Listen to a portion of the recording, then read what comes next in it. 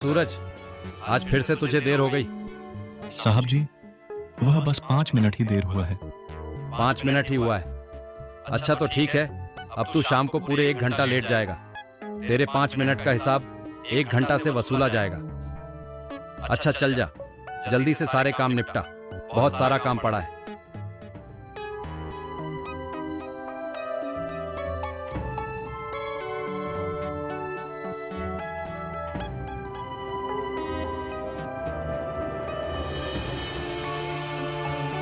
साहब जी, आपसे कोई मिलने आया है? इतनी सुबह सुबह कौन आया है भाई? भेज दो उसे यहाँ पर।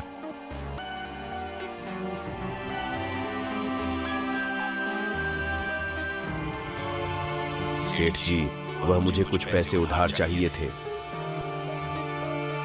उधर तो पैसे मैं तुझे दे दूंगा, पर कुछ गिरवी रखने के लिए लाया है ना? बिना कुछ गिरवी रखे मैं उधार बिल्कुल नहीं दूंगा। हाँ सेठ जी, यह मैं अपनी बीवी का चांदी का कड़ा लेकर आया हूँ। आप इसे गिरवी रखकर मुझे कुछ पैसे उधार दे दीजिए, मैं जल्द ही पैसे वापस कर दूंगा। हाँ ठीक है, देता हूँ, तनिक रुक। लालचंद चांदी के कड़े को अपने पास गिरवी रखकर उस गरीब व्यक्ति को पैसे दे देता है। आजकल ज्यादा लोग ब्याज पर पैसे नहीं ले जाते हैं, इस वजह से ब्याज वसूली का काम भी थोड़ा मंदा हो गया है। अरे हरिया, जरा पता तो कर, आखिर ये गांव के लोगों को क्या हो गया है? इन्हें पैसे वैसे नहीं चाहिए क्या? साहब जी, मैंने सुना है इस गांव में एक नया सेठ आया है जो बहुत ही अमीर है। पूरे गांव में उसी की चर्चा हो रही है और आजकल गांव के लोग उसी से पैसे उधार ले रहे हैं। और सुना है कि वह सेठ बिना कुछ गिरवी रखे पैसे उधार देता है। अच्छा तो ये बात है, इस गांवों में ऐसा कौन दानी पैदा हो गया? लगता है एक बार उससे भी मिलना ही पड़ेगा। अगले दिन लालचंद उस नए सेठ रामानंद के घर पहुंच जाता है। जब लालचंद रामानंद के घर पहुंचता है तो वह देखता है उसका घर तो लालचंद से भी ज्यादा सुंदर था। लालचंद को मन ही मन उस रामानंद से ईर्ष्या हो रही थी। क्यों भाई रामानंद, मैंने सुना है तुम गांव के लोगों को पैसे उधार देते हो, और वह भी बिना कुछ गिरवी रखे, और ब्याज भी नहीं लेते। जी हाँ भाई, अब इन गरीब लोगों से ब्याज लेकर मेरा क्या भला हो जाएगा? बस थोड़ा बहुत उनके काम आ जाऊं, और क्या चाहिए? हमारे पास तो भगवान का दिया सब कुछ है। अरे रामानंद, ये तुम बहुत बड़ी गलती कर रहे हो। इन गांव वालों को इतना भोला मत समझो। अगर बिना ब्याज के पैसे देने लग गए ना, तो कल ये तुम्हारे सर पर चढ़ जाएंगे। अरे यह बेचारे भोले भाले लोग ये क्या करेंगे भला? और मैं तो कहता हूँ तुम भी बिना ब्याज के पैसे दिया करो। इन्हें इनकी मदद करोगे तो तुम्हें भी पुण्य ही मिलेगा। अरे भाई, ये पुण्य तुम्हें ही कमाओ, मैं ये पुण्य कहीं और से कमा लूंगा। इतना कहकर लालचंद वहां से चुपचाप खिसक लेता है। रामानंद के घर में उसकी बीवी और बेटा था। बेटा शहर में पढ़ाई करता था और हफ्ते में छुट्टियों के समय अपने घर पर अपने माता पिता से मिलने आ जाया करता था। अभी थोड़े ही दिन पहले रामानंद का बेटा उनसे मिलने आया था और छुट्टियां खत्म होने के बाद वह वापस शहर पढ़ाई के लिए चला गया था। वहीं दूसरी तरफ लालचंद घर आ जाता है और वह सारी रात रामानंद के घर के बारे में ही सोच रहा था। अगर रामानंद का घर इतना सुंदर है तो उसके घर में तो बहुत सारे पैसे होंगे। ऐसा सोचकर लालचंद के मन में एक विचार आता है और वह रात के समय चुपके से सूरज के घर पहुंच जाता है और वहां से उसके कपड़े चुरा करके पहन लेता है। इन कपड़ों में तो कोई मुझे पहचान ही नहीं पाएगा और ना ही कोई मुंह पर शक कर पाएगा। अगर किसी ने गलती से मुझे देख भी लिया तो इस कपड़ों की वजह से वह मुझे सूरज ही समझेगा।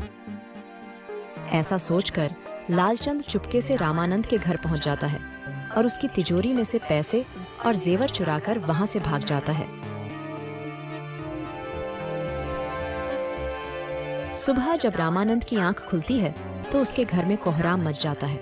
हे भगवान, हमारे घर में चोरी हो गई है।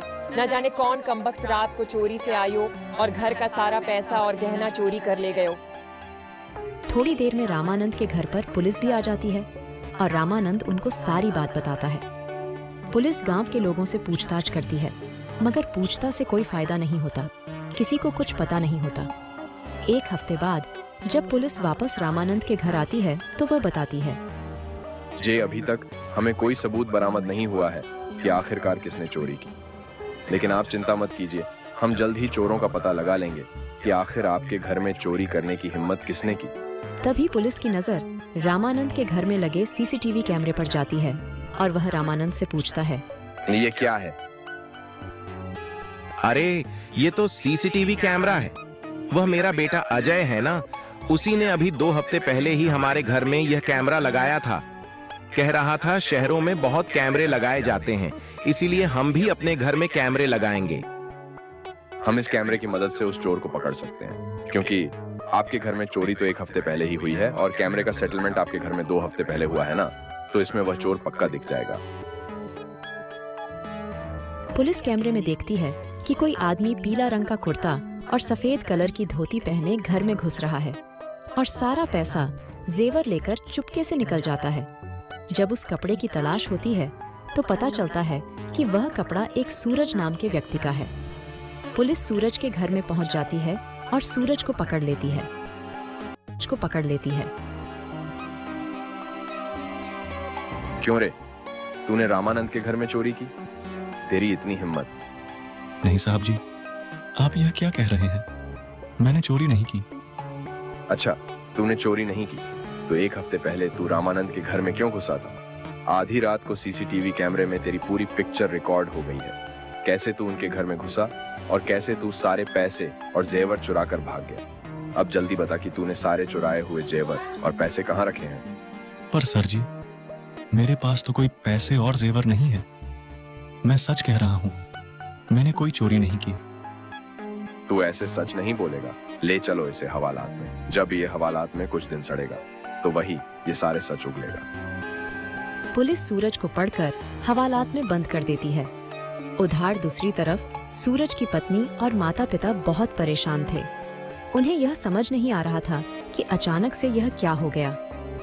सूरज की पत्नी सूरज से मिलने पुलिस स्टेशन पहुंच जाती है और वहां पर सूरज से बात करती है।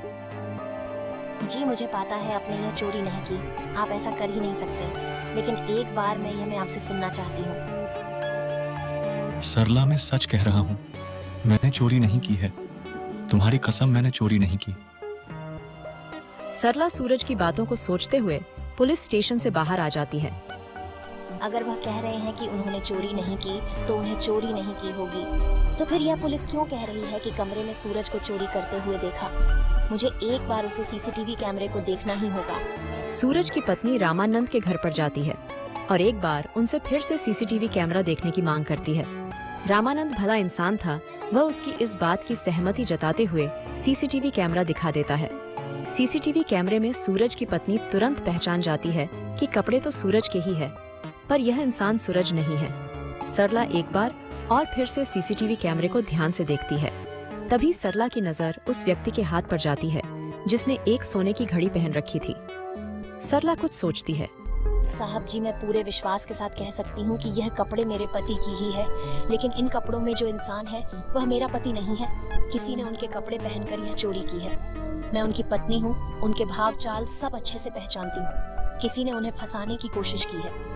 साहब जी, आप यह घड़ी देख रहे हैं, यह घड़ी मेरी सूरज की नहीं है। इस गांव में जिस भी व्यक्ति के पास भी यह सोने की घड़ी है वही चोर है।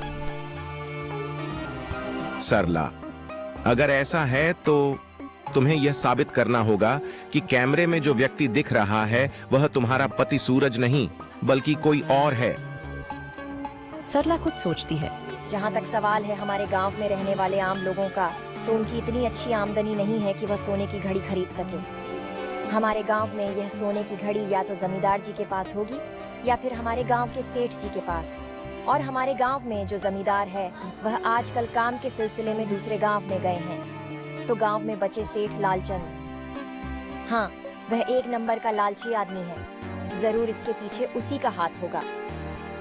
साहब जी, मैं समझ गई कि यह चोरी किसने की होगी। बस मुझे कुछ समय की मोहलत और दे दीजिए। बस मुझे यह साबित करने के लिए सबूत की जरूरत है और मैं वही इकट्ठा करने जा रही हूँ।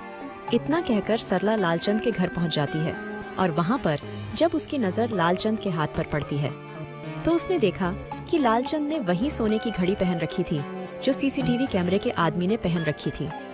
सरल समझ जाती है कि लालचंद ही वो व्यक्ति है जिसने रामानंद साहब के घर से चोरी की।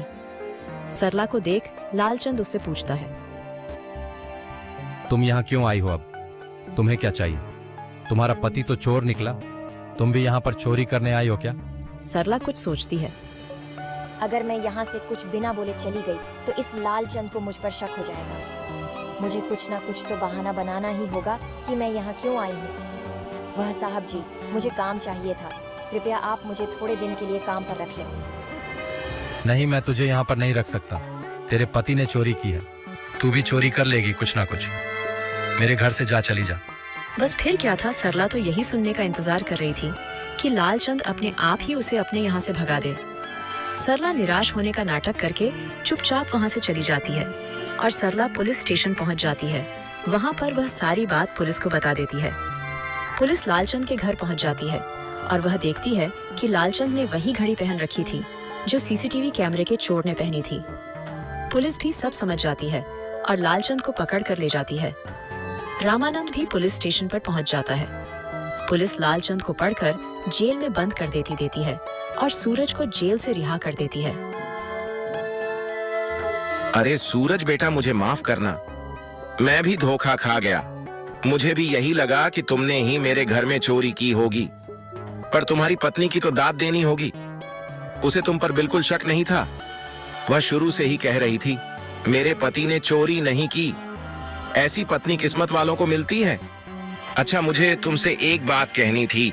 मुझे मेरे घर की देख रेख और साफ सफाई के लिए व्यक्ति की जरूरत है, तो तुम कल से मेरे यहाँ काम पर आ सकते हो। और हाँ, पैसों की बिल्कुल चिंता मत करना, मैं तुम्हें। ऐसी और वीडियो देखने के लिए लाइक कर लीजिए और चैनल को सब्सक्राइब कर लीजिए। ऐसी और वीडियो देखने के लिए लाइक कर लीजिए और चैनल को सब्सक्राइब कर लीजिए।